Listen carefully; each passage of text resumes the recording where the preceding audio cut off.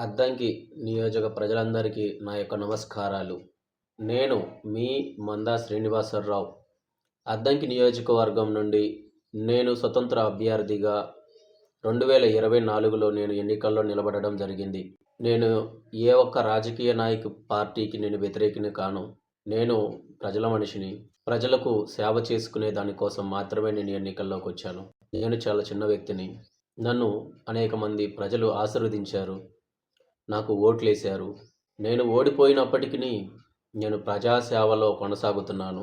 ప్రజల సమస్యల పట్ల అవగాహన తెలుసుకొని వారి సమస్యలకు పరిష్కారం ఎక్కడైతే దొరుకుతుందో ఆ దిశగా నేను ముందడుగు వేస్తూ నా యొక్క జీవితం చివరి వరకు ప్రజాసేవలో నేను నిలబడాలని ఆశిస్తున్నాను, ఆకాంక్షిస్తున్నాను. ప్రజలు నన్ను దీవిస్తారని మనస్ఫూర్తిగా నమ్ముతున్నాను.